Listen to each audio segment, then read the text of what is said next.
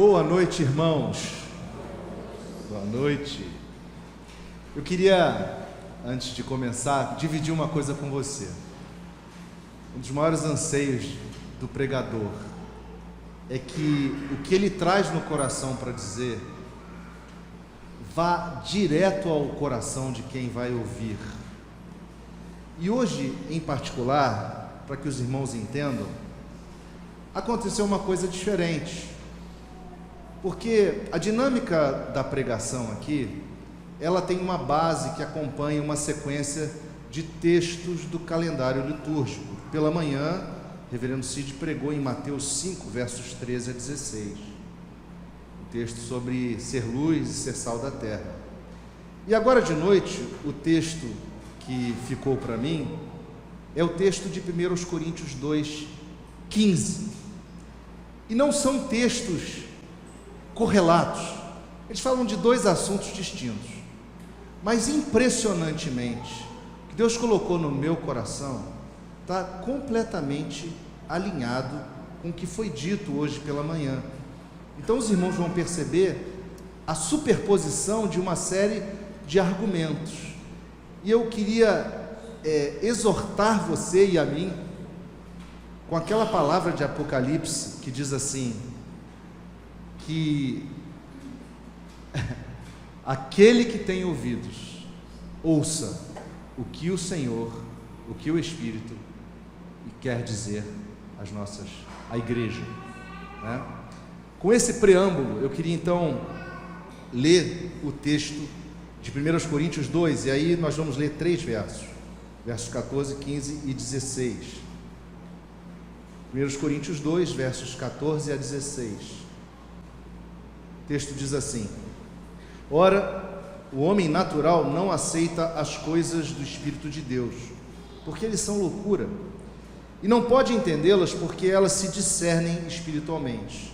Porém, o homem espiritual julga todas as coisas, mas ele mesmo não é julgado por ninguém.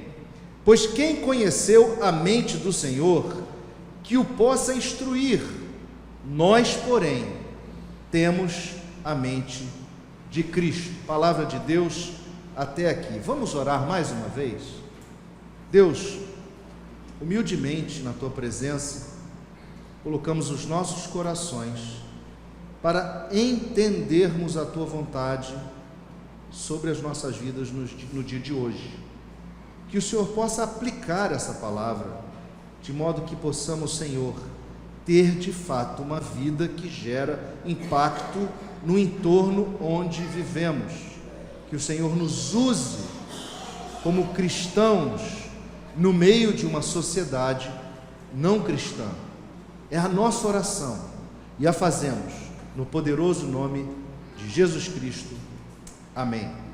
Meus irmãos, eu e algumas pessoas aqui fazemos parte de uma geração que foi movida por grandes contestações, uma geração que, insatisfeita com as respostas para os seus questionamentos, forçou os limites dos padrões da sociedade ocidental, experimentando e abrindo caminho para todo tipo de ruptura em todos os campos, seja a família, seja a própria sociedade, seja a cultura, seja a espiritualidade. Mais especificamente, a música foi um dos grandes veículos dos questionamentos, das crises da alma e dos desafios da existência. A música sempre buscou refletir o espírito da época, e foi nesse contexto de questionamentos que muitos grupos musicais expuseram os anseios de uma geração. Dentre vários grupos, eu queria citar um essa noite, que é o Supertramp. Supertramp é um grupo inglês que no ano de 1979 escreveu uma música, e é sobre ela que eu queria refletir essa noite. A música é chamada The Logical Song, ou seja, a canção da lógica. E eu vou ler para vocês a tradução da música. Abre aspas. Quando eu era jovem, parecia que a vida era tão maravilhosa, um milagre. Era lindo e mágico. todos os pássaros nas árvores. Bem, eles cantavam tão alegremente, brincando e me observando. Mas então me mandaram para longe, para me ensinar o que era ser sensato, lógico, responsável, prático. Então me mostraram um mundo onde eu poderia ser tão confiável, clínico, intelectual, cínico. Há momentos, enquanto todos estão dormindo, em que as perguntas são muito profundas para um homem tão simples. Você, por favor, me diga o que aprendemos. Eu sei que parece absurdo. Por favor, me diga quem eu sou. Eu disse, agora cuidado com o que você diz. Eles vão te achar radical, liberal, fanático e criminoso. Você não vai assinar o seu nome? Gostaríamos de sentir que você é aceitável, respeitável, apresentável, um vegetal. Mas à noite, enquanto o mundo dorme, as perguntas são profundas para um homem tão simples. Por favor, você não vai me dizer, por favor, diga-me o que aprendemos. Eu sei que parece absurdo. Por favor, me diga quem sou eu. Não é difícil percebermos o retrato de uma crise existencial, irmãos, de um jovem, quem sabe, enviado por seus pais para encarar a vida, para aprender tentando, vivendo a partir dos próprios erros, que na busca por saber o seu papel, se vê sem identidade, sem senso de propósito, incapaz de discernir os propósitos da vida, dos desafios e as dificuldades. Parece faltar-lhe uma fundação, uma crença mais profunda na alma. Esse parece um retrato fiel da natureza humana. E eu queria então propor essa noite a seguinte reflexão, o seguinte tema: ter a mente de Cristo. A única resposta. Ter a mente de Cristo. A única resposta. Esse pequeno trecho da carta de Paulo aos Coríntios, a primeira carta, está inserido em um contexto onde o ministério do apóstolo Paulo estava sendo desafiado no que tange a veracidade e a autoridade do ensino que ele entregava. Paulo então escreve para ensinar àquela igreja o contraste entre dois tipos de pessoa, uma que ele chamava de natural e outra que ele chamava de espiritual, e de como isso afetava as críticas sobre a revelação dada por Deus através de seu Espírito a Paulo. Paulo explica àqueles irmãos que a sua pregação não se baseou naquela linguagem persuasiva muito própria dos gregos de Corinto, cheia de conhecimento, puramente sabedoria mundana. A persuasão de Paulo na sua pregação residia tão somente na centralidade da cruz de Cristo e na demonstração do poder de Deus através do Espírito Santo. E ele mostra a todos que o contexto da igreja era de fato marcado por um grupo de judeus querendo ver sinais e um grupo de gregos querendo ouvir palavras que demonstrassem sabedoria humana. Mas o que Paulo tinha para lhes entregar era a mensagem revelada pelo Espírito Santo sobre o Cristo morto, crucificado e ressurreto. Um escândalo para os judeus que eram triunfalistas e uma total loucura para os gregos racionalistas. Paulo lhes anunciava o Cristo que é o poder de Deus e o Cristo que é a sabedoria de Deus. Apenas uma observação: tudo o que precisamos, meus irmãos, em nossa mensagem ao mundo é da simplicidade de um Deus que se faz servo, assumindo uma cruz destinada a seus filhos para os trazer redenção. Simples assim. Há tanta gente distraída por aí, irmãos, com tanta palavra vazia sendo pregada de tantos púlpitos, mas também parece que tem tanta gente que se diz cristão, que fica querendo ouvir tudo menos sobre Cristo e sua cruz. A experiência de Paulo em Corinto não foi fácil, meus irmãos. Nós lemos no verso 3 do capítulo 2 que ele se sentiu fragilizado diante de tantas contestações, e ele teve até medo. Ele admite que teve medo, mas ele segue explicando que aquelas pessoas não entendiam o que ele tinha para dizer, pois tudo o que ele falava era resultado da revelação dada pelo Espírito. Não eram palavras ensinadas pela sabedoria humana, e portanto somente pelo Espírito tais palavras poderiam ser entendidas e conferidas. Então ele passa a explicar essas duas categorias de pessoas. No verso 14 ele diz assim: ora, o homem natural não aceita as coisas do Espírito de Deus, porque lhes são loucura, e não pode entendê-las, porque elas se discernem espiritualmente. Eu acredito, meus irmãos, que seja interessante nós examinarmos um pouquinho algumas das palavras que Paulo usou aqui, porque, por exemplo, para homem natural, ele usa a palavra psíquicos. Essa palavra, ela traz o significado de algo sob a influência dos princípios mais básicos da natureza, como, por exemplo, as características da respiração de um ser vivo, de um animal, algo que homens e animais têm em comum.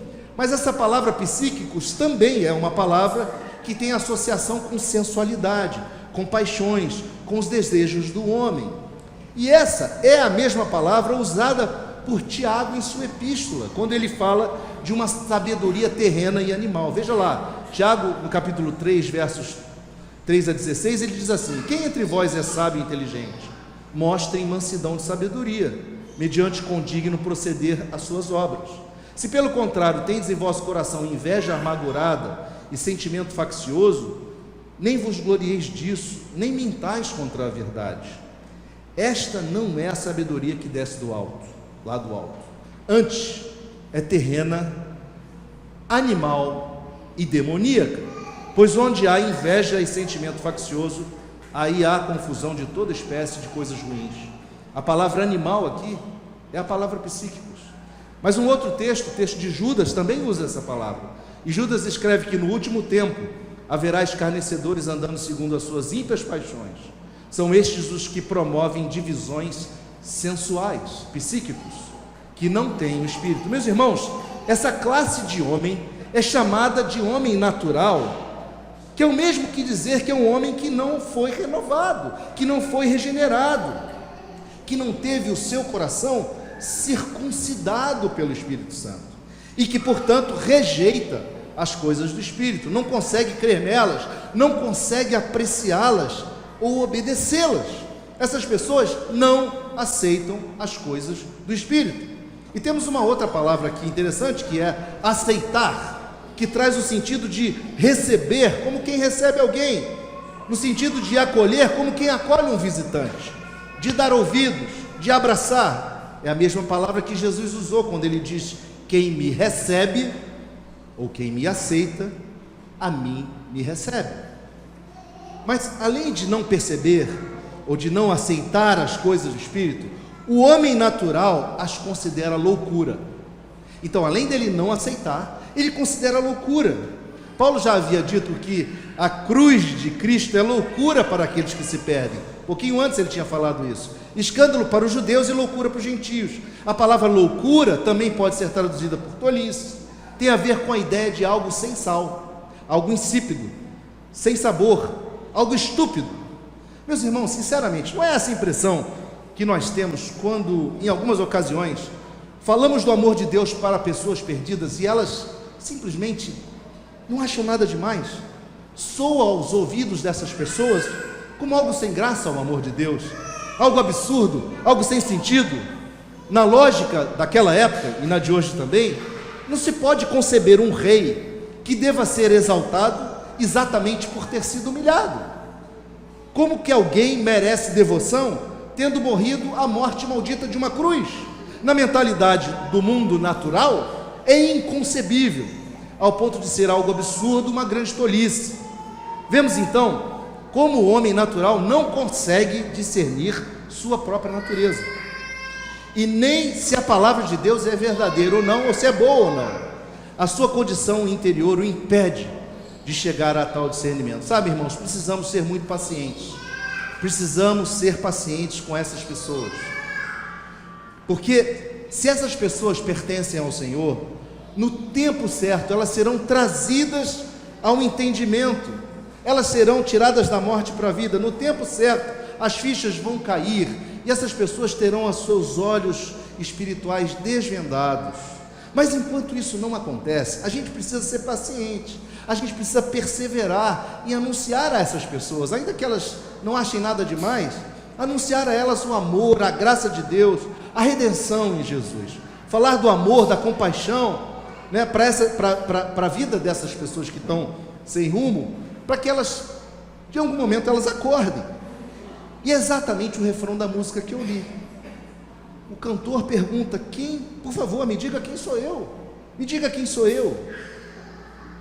E aí, no momento em que o Espírito Santo agir, essas pessoas vão discernir as coisas espirituais, elas vão entender quem são, porque as coisas de Deus, irmãos, se discernem num outro patamar espiritualmente.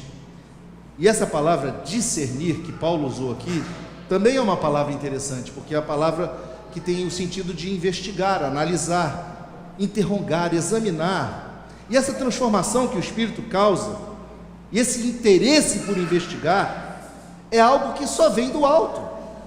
Nós vemos que os homens, os crentes de Bereia, eram melhores crentes, porque eles tinham desejo de examinar as Escrituras, eles tinham o desejo de conhecer melhor, e o homem natural não consegue fazer isso, né?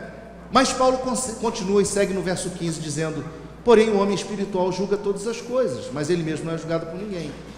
Agora o que Paulo está fazendo é apresentar um contraste entre o homem espiritual e o natural, ou seja, o homem que foi de fato regenerado, a pessoa que de fato nasceu, não da carne, mas do Espírito, que recebeu e acolheu a verdade de Jesus, né? Julgar aqui, a palavra julgar, é a mesma para discernir, ou seja, esse homem, ele examina, ele investiga, ele verifica, ele interroga, né? E o escopo desse julgamento são as coisas de Deus. Nós estamos falando de coisas espirituais, né? Esse homem é capaz de discernir as coisas através do Espírito Santo. Ele usa as Escrituras como uma bússola na jornada da sua vida, onde ele olha para todas as coisas e passa todas as coisas pelo crivo da palavra de Deus. Não significa que o homem espiritual saiba todas as coisas, mas ele passa todas as coisas pelo crivo, e essa capacidade vem do alto, vem do Espírito Santo, que coloca no homem espiritual a fé. A fé é capaz de julgar, de discernir, né? E é aquela sabedoria que Tiago fala no começo da sua epístola: se alguém de vós necessita sabedoria, peça a Deus, que a todos dá liberalmente, e nada lhes impropera, e ser-lhe-á concedido. Então, por conta de sua condição, o homem natural, ele não pode ser julgado o homem espiritual não pode ser julgado pelo natural, porque o homem natural não entende as coisas de Deus, o homem natural não entende as coisas do Espírito, e assim, as pessoas não compreendem como que os crentes cantam louvores em um sepultamento. As pessoas não compreendem como um pai pode perdoar o assassino da sua filha criança em rede nacional de TV. As pessoas não entendem a resignação do crente diante da calamidade, afirmando que todas as coisas cooperam para o bem daqueles que amam a Deus. Paulo então termina o seu argumento com uma pergunta e uma declaração que explica o seu argumento. Ele resgata uma palavra do profeta Isaías, do capítulo 40, e ele pergunta: pois quem conheceu a mente do Senhor que o possa instruir? Só o Espírito Santo conhece a mente do Senhor, mas ele diz: nós, porém, temos a mente de Cristo. Ele então faz uma conexão entre o Deus Javé do Antigo Testamento e o Jesus Cristo, Deus encarnado, do Novo Testamento, e ele usa um artifício que os filósofos usavam, de lógica, que é algo chamado silogismo. Ele diz assim: se ninguém pode instruir o Senhor, se nós temos a mente do Senhor, ninguém pode nos instruir ou nos julgar. Paulo estava tentando mostrar para aqueles irmãos que o que aqueles filósofos gregos e escribas dos judeus estavam fazendo era julgar a palavra de Deus de forma carnal, e eles não tinham essa competência. Por isso que o argumento dele é que aqueles homens, sendo naturais, não conseguiam fazer. Mas quando ele diz assim que nós temos a mente de Cristo, ele está nos dizendo que nós, como pessoas espirituais, precisamos ter ou estar em harmonia com a mente de Deus. Nós precisamos ser controlados pelo Espírito de Deus. Nós precisamos desejar cumprir a lei de Deus, fazer a vontade de Deus, refletir a glória de Deus. Tudo isso que eu disse até o momento foi uma tentativa de explicar o que estava na cabeça de Paulo. Mas afinal de contas, o que essa palavra de Paulo implica nas nossas vidas hoje, né? Como aplicar esse texto nas nossas vidas hoje? E eu queria dizer a você o seguinte: em primeiro lugar, ter a mente de Cristo é ter a nossa identidade resgatada. Ter a mente de Cristo é ter a nossa identidade resgatada. Não somos apenas criaturas, mas somos filhos de Deus, somos da família de Cristo. O homem natural não vai entender isso, mas o Espírito Santo em nós testifica com o nosso espírito que somos filhos de Deus. Podemos chamar Deus de papai, como o presbítero Eduardo falou, orou. Abba, Pai. Nos momentos de aflição podemos chamar Paizinho, nos acode. Irmãos, ter a mente de Cristo é saber que nós somos herdeiros, é saber que somos co-herdeiros com Cristo, somos herdeiros do reino eterno. E isso nos faz dizer, como disse o apóstolo Paulo: nem olhos viram, nem ouvidos ouviram, nem jamais penetrou em coração humano o que Deus tem preparado para aqueles que o amam. Ter a mente de Cristo significa termos atitudes pautadas na ética de Cristo. Veja, se nos odeiam, devolvemos amor. Se nos perseguem, devolvemos oração. Se nos roubam a túnica, damos também a capa. Se nos esbofeteiam, damos a outra face. Se nos demandam andar uma milha, andamos a segunda. Se nos ofendem, perdoamos 70 vezes 7. Não há maior disrupção do que esta causada pelos valores do reino de Jesus Cristo, irmãos. Essa é a verdadeira contracultura cristã, que o reverendo Cid falou hoje de manhã. Uma lógica que não é a lógica do mundo, do homem natural, do homem bestializado. Uma lógica baseada no amor de Deus e não nas retribuições do homem. Só os que são homens e mulheres espirituais têm condições de discernir, compreender e valorizar essa verdade. Ter a mente de Cristo é não nutrir no coração uma inveja amargurada, é não alimentar as relações com sentimento faccioso, é guardar a língua, é não se deixar contaminar com as propostas indecentes de um mundo caído. Ter a mente de Cristo é olhar além, ver a tapeçaria do avesso, conectar os pontos da teodiceia de Deus. Deus, o tapeceiro, meus irmãos, não dá ponto sem nó, não deixa largado o fio para desandar a obra. Todas as coisas estão muito bem amarradas. Quando você olha a tapeçaria pela frente, você vê uma bela figura, mas quando você olha por trás, você vê traços de linhas para todos os lados, nós e tudo mais. Deus não deixa nó aberto, Deus dá todos os nós muito bem dados. Ter a mente de Cristo, meus irmãos, é entender o todo, na perspectiva de que Deus nos sustenta e nos preserva por sua graça e providência, e que não caiu, e que não cai, e que não cairá nenhum fio de cabelo sequer da nossa cabeça, sem que seja da vontade do Senhor. Ter a mente de Cristo, meus irmãos, é deitar e dormir, sabendo que até o nosso sono Deus nos dá. Eu queria então concluir essa breve meditação conclamando a você, para que você saísse daqui essa noite com esta boa notícia. Se você recebeu a Cristo pela fé na sua alma, no seu coração, você tem a mente de Cristo. Se você não recebeu ainda, você pode recebê-lo e passar a ter a mente de Cristo e uma lente que vai ver o mundo de uma forma diferente, de uma forma verdadeira. Querido, você, ao ter a mente de Cristo, está empoderado, para usar a palavra dos nossos dias, para a transformação do seu microcosmo, do seu entorno. Você possui a autoridade espiritual para exercer a obra de Cristo onde Ele lhe enviar. Você está capacitado pelo Espírito Santo a entender a figura maior, a responder aos estímulos da vida com o caráter de Jesus Cristo. Você está capacitado a dizer: eu sei quem eu sou, eu sei quem eu sou, eu sei de onde vim, eu sei para onde vou. Você está capacitado a viver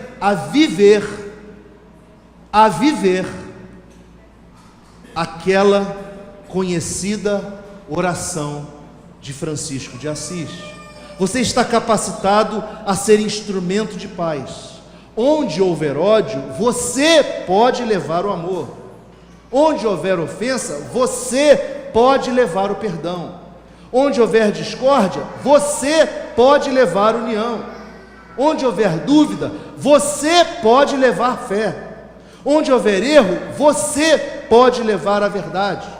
Onde houver desespero, você pode levar esperança. Onde houver tristeza, você pode levar alegria. Onde houver trevas, você pode levar a luz. Procurar consolar mais do que ser consolado. Compreender mais do que ser compreendido. Amar mais do que ser amado.